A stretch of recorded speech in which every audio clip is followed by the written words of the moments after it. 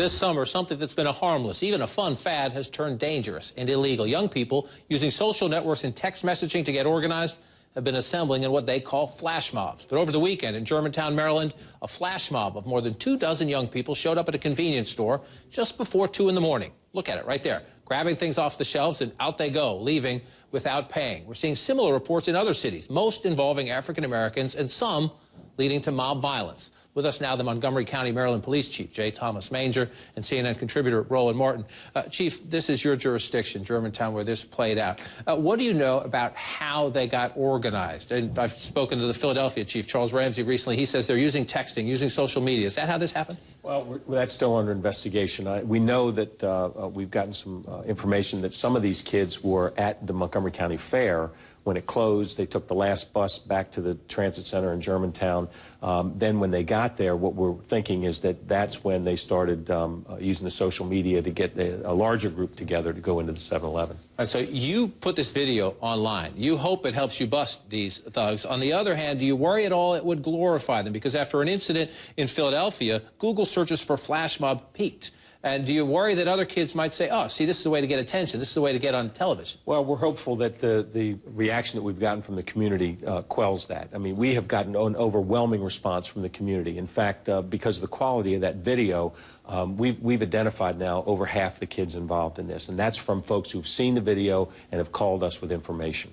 Roland, when you see this, it's obviously abhorrent to watch the conduct like this. There's other cases of beatings. The Philadelphia mayor, after an incident, a violent incident in his city, went into an African-American church, and he delivered this lecture. You've damaged yourself, you've damaged another person, you've damaged your peers, and quite honestly, you damaged your own race. Do you see it as an African-American problem, a youth problem? No, I see it as a youth problem. And just like when I see after a basketball game or a football game, I'll see white kids on a college campus turning over police cars, setting them on fire. I don't say, oh, my God, what's happening with white college students? I see it as a college student issue.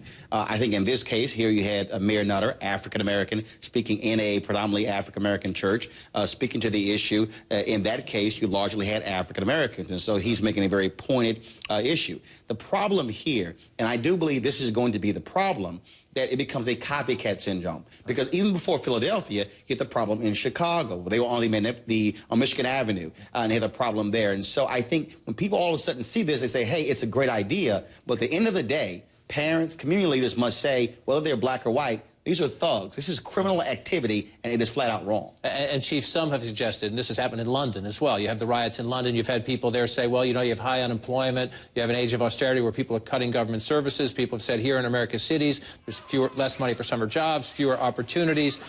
You know, the police chief used to be here in D.C., Charles Ramsey. He's up in Philadelphia now. Here's what he said when I asked him, does the economy have something to do with this? These are just ignorant kids that are out there doing things they have absolutely no business doing. Unemployment, education, these are not excuses to just go out and randomly target people and beat them up. There's just absolutely no excuse for it. It's just stupid. It's ignorant. And I just can't find any other words to describe it. Well, remember, these kids were, many of them were at the county fair up until after midnight. So they had something to do. Right.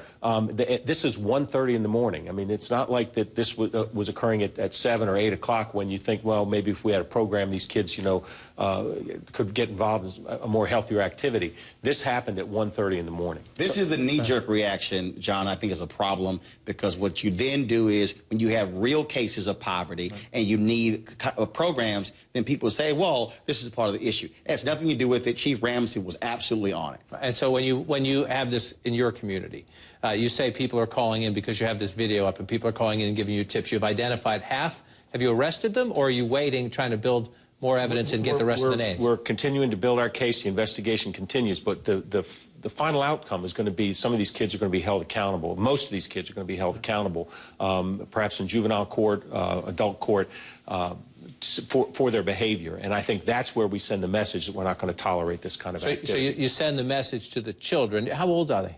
You know, most of the ones we've identified so far are juveniles, so they're under 18 years of age. So they're under 18 years of age, so Roland, they end up in juvie court. They may, some of them, if they have a record, may have a harsher penalty, but most of them are going to be told go away and maybe be fined, right? Am I in the ballpark there? Absolutely. And so can you hold their parents in a juvenile court? Well, their parents do have to respond to juvenile court. So there is an opportunity for the judge to intervene there if there's some action he thinks that can help the family. But John, every parent in Germantown must confront this. This could affect your child potentially getting into college. This could affect your child on down the road. So they might see this as a one-time deal, but it could have lifelong ramifications if they allow this to continue. What's your sense? You see this technological explosion, and it helps you in a case like this because there's surveillance cameras everywhere.